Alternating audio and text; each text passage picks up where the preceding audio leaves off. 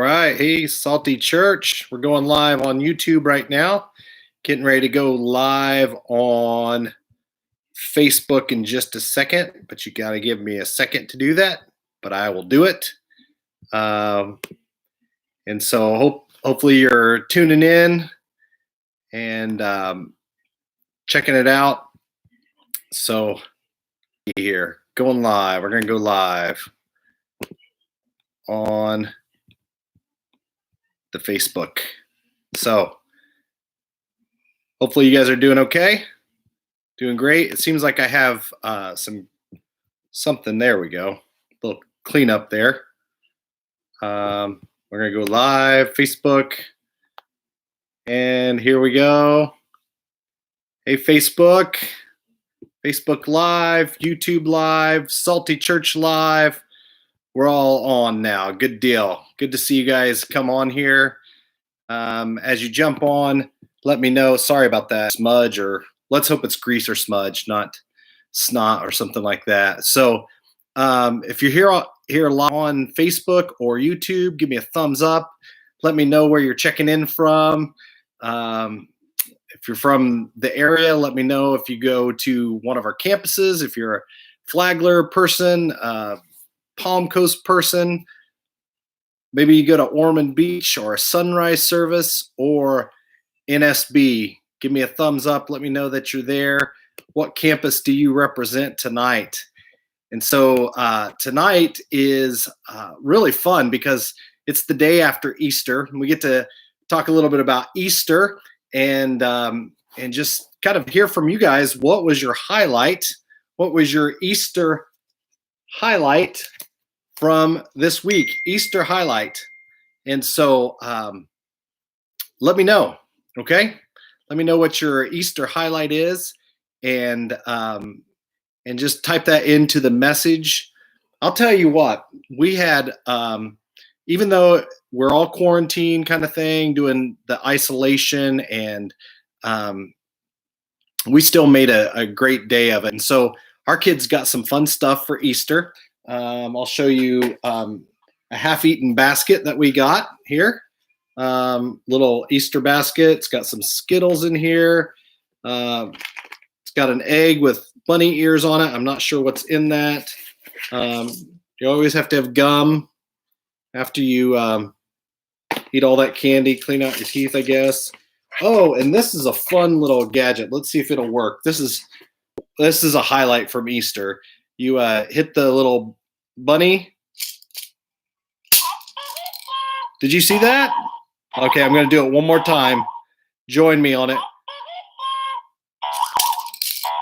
Yeah, it makes eggs and they're candy and you can eat that.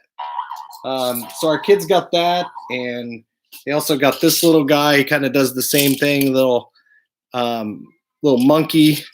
And oh, he didn't say anything, but you hit him. Ooh, that's fun, huh? So what was your Easter highlight? Oh, we also, of course, with little ones, I don't know how long that toy's going to go.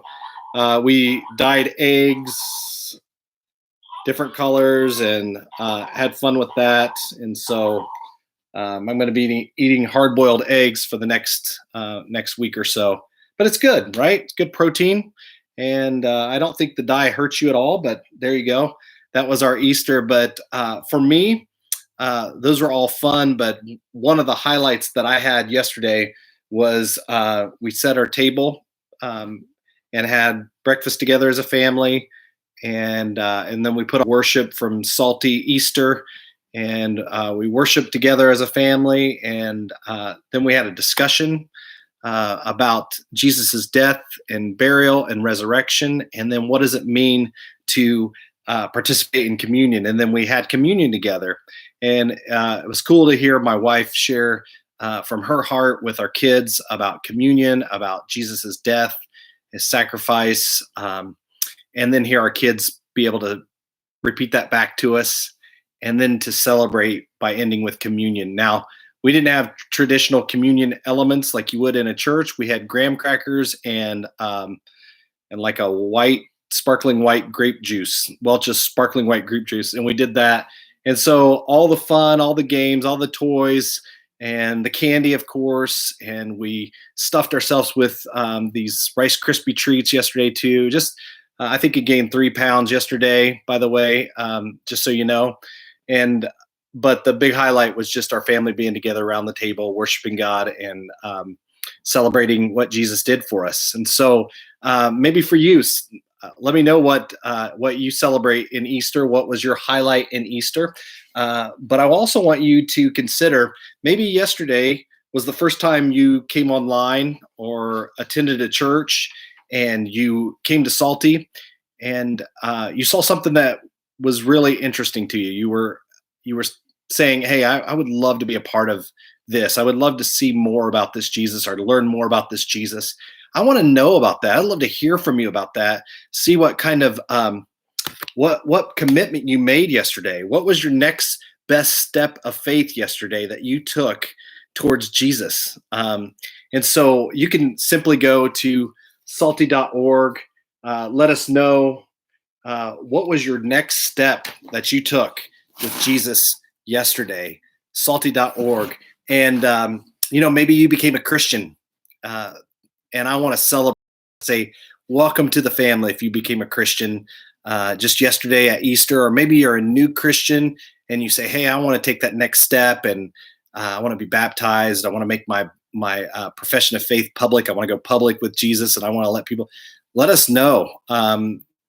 Volusia County beaches are still open, and so we can still do a baptism within, CDC guidelines, and trying to be respectful of that. But we want to see you in that next step of faith. Maybe you're like, you know what, Jesus did so much for me that I want to represent him, and I want to go ahead and just start serving him. I want to serve him by being a witness. I want to serve him by being on a ministry team. I want to serve him by leading a group, whatever that may be. Or maybe you just say, "Hey, I need to find a group of friends, a group of people that believe the same way I believe, that can help me grow in this walk with Jesus." All that stuff, let us know about it, okay? And go to salty.org and just click on connect and fill out the connection card. As well, if you got any prayer requests, let us know what's going on in your life. And salty.org is a great way also. If you say, "You know what, God's impacted my life and I want to be a part of Salty. I'm not just interested, I don't want to just be involved, but I want to be invested," then you can give on our salty.org page and let us know about that, okay? So I want to share some things that kind of rehash what we did last week. If you were on last week, we talked about how to share hope in your life. And yesterday was a day of hope for a lot of people. It was a day of hope, of celebrating the hope that Jesus brought to us. And at Salty, we want to be on mission. We want to be on the mission to rescue and empower disciples for Jesus. We say it this way: rescued people rescue people. So if you've been rescued, then you are now on the rescue mission with Jesus. If you're yet to be rescued, today is a great day to make Jesus the leader of your life, to make him the boss of your life. But here's the facts: that we live in a state where 20 million people, state of Florida, and 90% of those people are lost. They don't know Jesus yet, or maybe they're disconnected from a church. That's 18 million people. But specifically, that's a large number, and that's more than that's probably overwhelming for a lot of us. It is for me to think about 18 million people. How are we going to reach 18 million people? But think about specifically your neighborhood, maybe your city or your county, but your neighborhood specifically. Out of your 10 closest neighbors, how many of them don't know Jesus yet? Would you just ask yourself that question? Out of your 10 closest neighbors, how many of them don't know Jesus yet? And so, what are you going to do about this? What are we going to do about our neighbors that we know that are far from God, or maybe have not made a commitment to Jesus yet? See, we know that most people a lot of people are uninterested in maybe coming to a church service, but are very open to talk about spiritual things. And so I want to just recap what we've talked about through all of our Campus Pastor Live events. And by the way, all of our campus pastors are awesome. Your campus pastor is the best campus pastor ever, and so Robbie kicked it off with talking about why we live on mission. He talked about the big plan that God had through Genesis to Revelation, and then we just started unpacking those things. What does Matthew 28 look like? How do we make disciples? Who are we going to reach? That sort of thing. But I want to, in the recap, is talk about why. And so if you could see my little drawing, this is a day of drawings, and you get to see my drawing. But why do we share Jesus with others? 2 Corinthians 5:17 through 21, it says that you are a new creation. All the old things passed away. Behold, all things have become new. And he made you righteous so that you could be an ambassador to the world. And so what happened in 2 Corinthians 5:17, what happened was that Jesus took away your sin, and you can see it here. We gave our sin to Jesus, and Jesus gave us his righteousness. And we call that the great exchange. And he did that for a reason. And it's down here so that you could be an ambassador for him. So why do we share the gospel? Why do we share Jesus with other people? Why do we share hope? It's because we're called to be ambassadors for Jesus. And then when we get to that place of knowing why we're here, why we live, what's our purpose in life, we got to ask the question, what do we say? We shared a couple things from last week, and it was your 15-second testimony or your story, and then the 3 circles. And the 15-second testimony simply goes, there was one time in my life where I was depressed and purposeless, but then I met a man named Jesus. And I asked him to forgive me, and I decided to follow him. And what I found from there was I found the joy of serving him, and I found purpose in knowing God. Do you have a story like that? And then we shared the 3 circles that simply the heart represents God's design. The broken squiggly line represents sin and brokenness, but God had a plan through Jesus to take you out of brokenness and restore you back to God's design. What you have to do is turn and surrender. So why do we do it? Because we're ambassadors. What do we say? We share our story, and then we share the gospel story as well. And but then, as we just talked about, there are all these people, and maybe you've had some time to think about it, who are, out of your 10 closest neighbors, who are those that don't have a relationship with Jesus, or maybe disconnected from God, or maybe they feel like they're far from God. Here's the thing, that nobody's really far from God. God is near. He's an ever-present help in times of trouble. But there are people who are living like maybe they are disconnected from God. And so as you think about that, who are those people? I want to challenge you to just take a moment tonight, sometime, and write those names down. Write down, just a couple of names, 4 or 5 names that you can pray for. And I used this last week, and I'll use it again, is that we use the word bless. We begin with prayer. We pray for those people. And there's a great little website. It's called blesseveryhome.com. And I'll add that into the comments here so that you guys can see it. It's called blesseveryhome.com. You can go to that website, and you can actually get a list of people that that are in your neighborhood, and you can pray for them through that website. And it's public knowledge. It's not something that they're scamming or pulling illegally. It's public knowledge, and so you guys can use that and go to that website. I just posted it on Facebook Live, and trying to figure out how to do it on YouTube Live here, but I don't have the chat aspect, so I apologize for that. Technical difficulties. So begin with prayer. Go to blesseveryhome.com, or just simply write down the names of people Start praying for them. Begin with prayer. And then, what I've found is God opens doors for us to have relationship with people. Listen to them. spend time with them. I put in there, eat together, obviously with isolation and quarantine, maybe you can look through the window and eat a meal together. I don't know, kind of do it confessional booth style, something like that. But eat together, serve them, find a way to serve them. And then share your story, what we just talked about, your 15-second story of what your life was like before Christ, how you came to Christ, and what your life was like after. And then ask them simply, do you have a story like that? But God is in the business of reaching lost people. And he's excited when people like you and I just say, yes, Jesus, I'm going to follow you. I'm going to do this. I'm going to live for you, and I'm going to go after this. I'm going to be used by you, God. And so if in kind ways,